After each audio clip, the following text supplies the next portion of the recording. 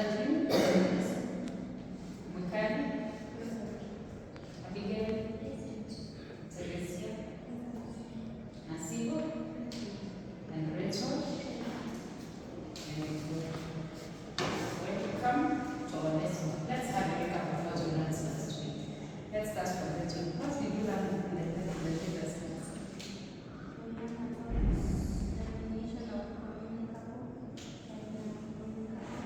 Tell us what are communicable and uncommunicable diseases. Communicable disease. It is the illness caused by infectious agents that can be transmitted from one patient to another. From one person to another. Very good. Clap for Rachel. Yes. What did you learn? Importance of PPEs. Tell us the importance of PPEs. Control infection. Yes. Protect innocent. Very good. Prevent. Very good. Clap for her. Let's go to Faith. That job is.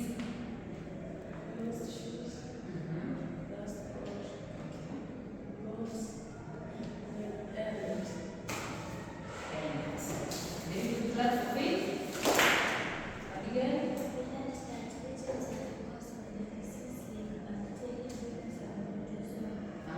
Very good. Clap for her. Etiology. Very good. Etiology. Cause of origin of disease. Are we together? Yes. Nasibu. Now we are to did you understand the terms? Did you understand this week? So you will have the notes. Kindly catch up. Make sure you read on them. We had a follow-up activity before we left the class. Yes? Yes. What you were given an assignment in your research. Yes?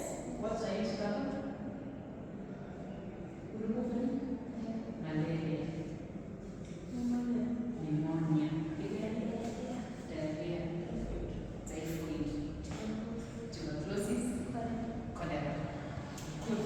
So, for this class, we will tackle on cholera, okay?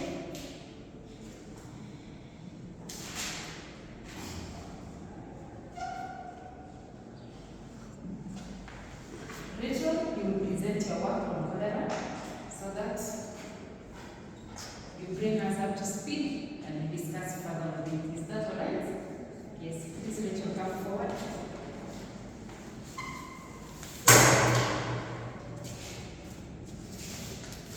Good morning. Good afternoon. We are learning about cholera. And cholera is an acute diarrhea disease that caused by bacteria called cholerae.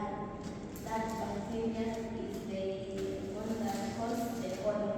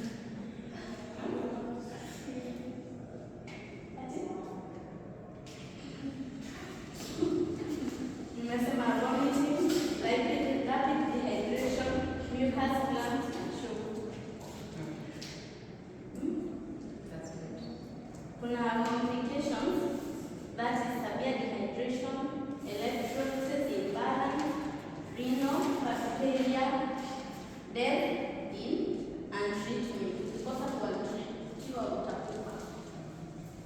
So kuna treatment.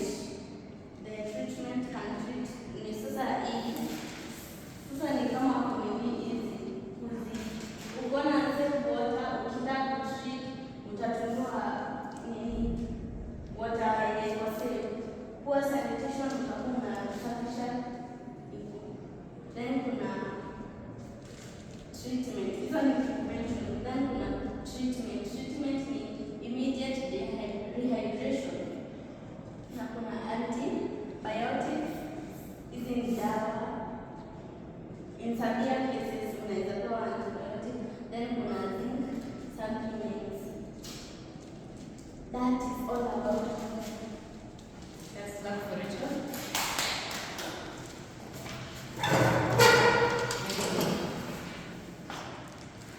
On that, did she capture everything we said you will capture on the disease?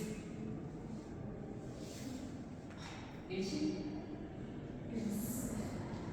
Now let me see. The causative agents.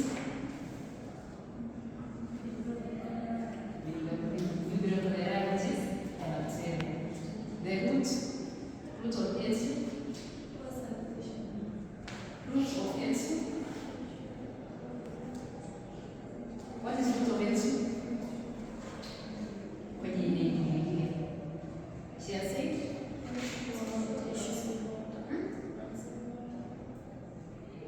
Unsafe water.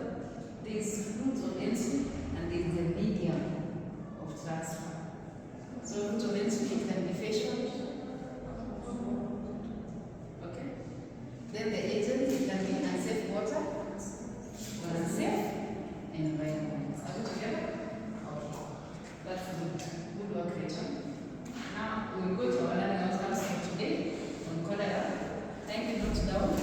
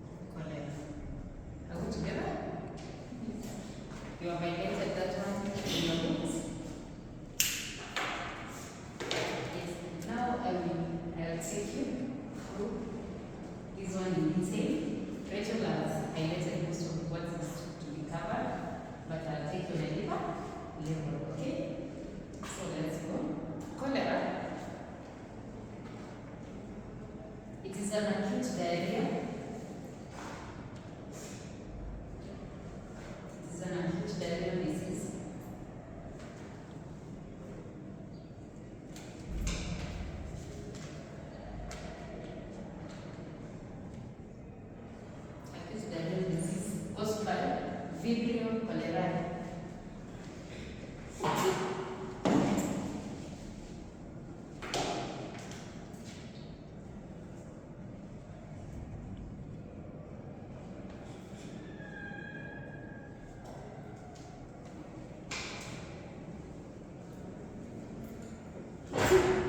You underline because this is a bacteria, okay? This is lactose, this is lactose. Sawa. Make sure you highlight this is a bacteria. So if you don't highlight it in the exams, it will be marked wrong, okay? You underline it if it is highlighted, you make it italic if it is in a soft form, okay? Sawa. Let's go again to the next part. It can be ingested through contaminated food or water.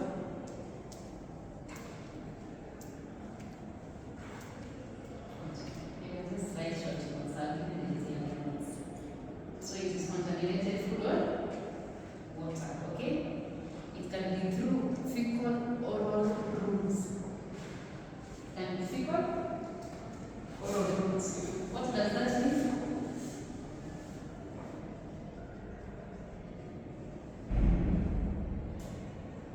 What does this mean?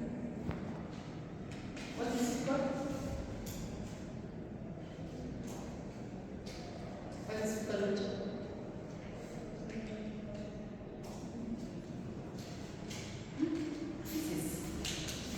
Human waste. So it is fecal oral routes. Fecal is feces. Oral is through the mouth. Then roots. So it can be just through the when feces pass through your mouth. Sawa. Feces will be the agent carrier of Vibrio cholerae. Are we together? Yes. Now we go to it can be also ingested through raw or uncooked food. Or it can be transferred from person to person. Okay? If I am infected with cholera and I come in contact with you, I will transfer it. Okay? It is very rare, but it is possible with close contact. Okay, now let's go to the signs and symptoms of cholera. Let's talk about the signs and the symptoms. Okay, cholera.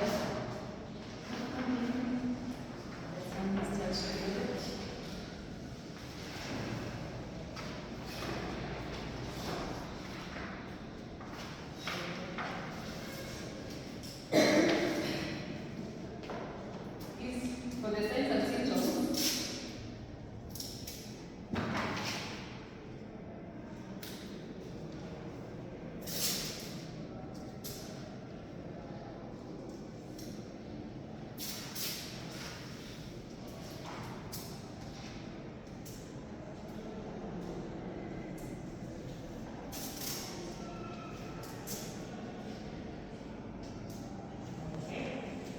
are you able to see? Is it visible to all of you? Yes. I want us to go together one by one on the signs and symptoms. The first one is, let's go together. Loudly. Profuse diarrhea. This is diarrhea that is unstoppable. The person cannot control their bowel movements. Every time it is just diarrhea, and it's not any feces. It is running. The second sign is vomiting. Frequent vomiting. The third one is we have another one. And then we have another one. Another one. And then finally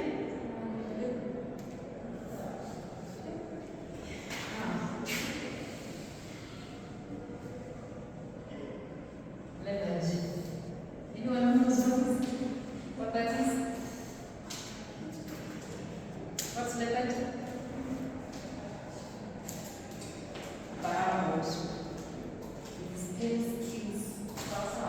So how do you know? By the time you get here, you will go through all this. The first step will be diarrhea. Then you learn. When you've experienced diarrhea, when you're vomited, you'll be dehydrated because you lost a lot of water through waste excretion. Sawa, like you're vomiting. And then the muscle cramps. The moment you go through these two, you are dehydrated, the body already is at a lower working cell water. Sawa. So you'll be experiencing muscle cramps. When you lose water, it will definitely be dry. If something doesn't have water, it means it's dry. See, logically that's going to happen. Yes. And then we have low blood pressure because of the low water volume. Sawa. And then we have the eyes. The cells will have been flaccid. They lost a lot of water when they were turgid. Now they shrink. Sawa. So the eyes will be sunken. And then finally is the lethargy. Upon experiencing all this, you will be using your normal look. Sawa. Okay, let's go to prevention and control. How can we prevent cholera in our community? You heard about the case of cholera the other time, even recently in Kiambu, it was there. What were they advocating for us to do? Sijui walikuwa wanasema watu wachimbe choo. So that's what they say in Cuba. They avoid the flag toilets, they start making them. It's not that really fast. Now let's go prevention and control of this one. The first one is to access clean water. By saying accessing clean water, it means you don't go to Kibra and then you drink water that's flowing down there on the rivers. You have many water stored in the house in your dispensers or something. When you go to town, you buy bottled water. You don't drink okay? Then you have safe food practice. When you say safe food practice, we say if you eat raw or you have if you eat raw food or you have cholera and then you go for people, what will happen? You will transfer the cholera to the people. So how do we go about safe food practices? If someone is sick of a condition, they will not cook the food for the others. Then they are clear, the food should be cooked well. And then on oral cholera vaccines, upon diagnosis, will be contained, will be given medications. Then the third one, the fourth one will be given medication. Like for example, now we are learning about cholera. The moment you walk out of that door, you are sensitive to information about cholera, and you are now the evangelists of this health building. We will be telling people out there, because your waste is too much, cook your food well. If you are sick, do not cook for others. If you are on quarantine, you are on quarantine. Are we together? Yes. Then we have another one, rapid detection and isolation. Upon the first diagnosis of a cholera patient, what will be done is, before all those 5 days elapse, huyu mtu alipatana na nani, alienda wapi, alifanya nini, na nani kwa wapi. Sawa. So through this one, it will be rapid detection. I came to Kabete in the morning. Who did I meet in the gate? This guy. I came to the staff room. Who did I sit next to? Madam? Martha. I came to this class. Who was I in contact with? You. So all of us will be taken to quarantine to avoid spreading the disease further. And the surfaces where we walked in should be clean. Sawa. And then we go to proper waste disposal. We have these latrines for the waste made as well. It's not possible to have that toilets. Where they are practicing fly toilets, we educate them on the importance of proper waste disposal. If we have to release waste to our rivers, we must treat the waste. We don't release untreated sewages into the water streams. Then finally, we'll have water purification. Our drinking water, for example, in our houses. How do you treat your water in your house? Unakunywa tu Mungu gekinga. But you boil your water, that's good. How do you treat your water? Boiling water. Okay. How do you treat your water?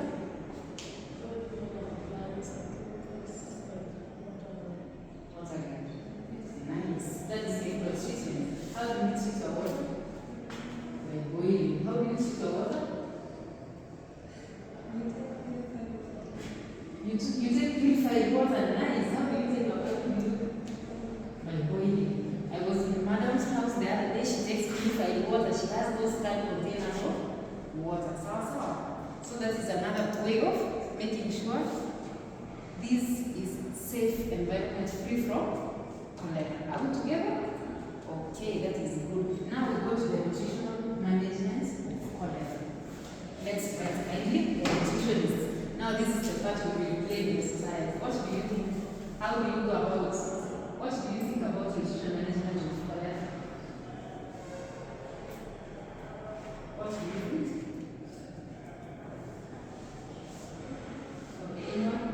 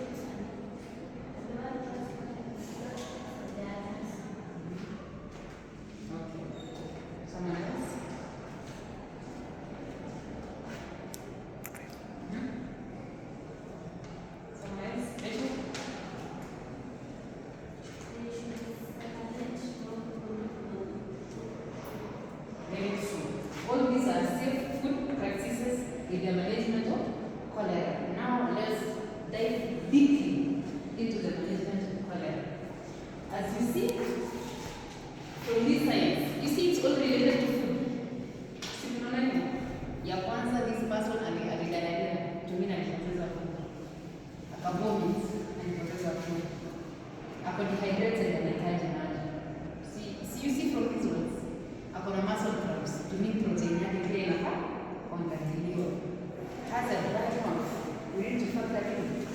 Has low blood pressure. All these are conditions that require you to think about the nutrition of this person. They need an adjustment for them to come back to normal or to sustain life at that point.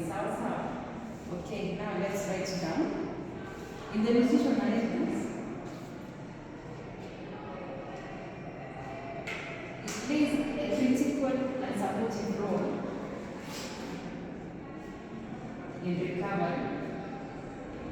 It plays a critical and supportive role in the recovery of cholera patients. Let's go to the goals of nutritional management in cholera. Goals of nutritional management in cholera.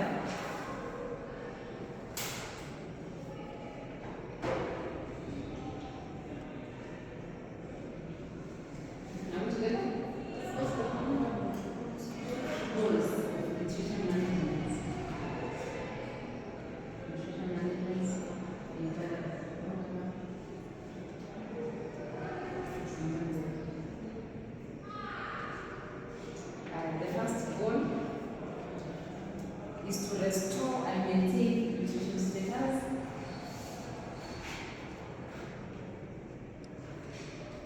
Restore and maintain nutrition status. The second one, okay, the first point, what does that mean? To restore and to maintain. What do you understand by the term restore? Restore. To restore the body and to restore. What does it mean in English without condition?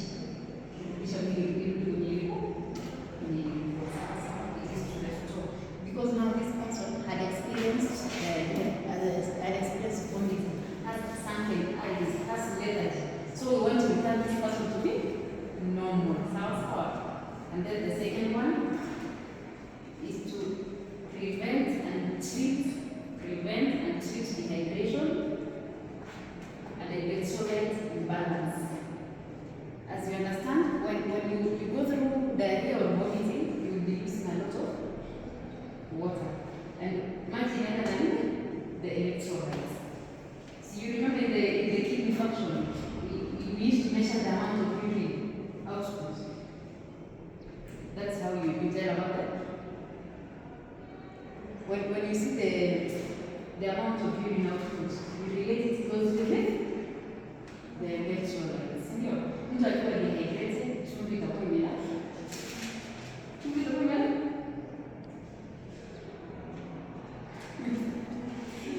You agree with that one? Sawa, let's write another one. Enhance immune response. Another word is to enhance immune response. How do we, when you think of immune, which nutrients do you think of? When you talk about immunity, which nutrients do you concern there? You remember to say something about sleep?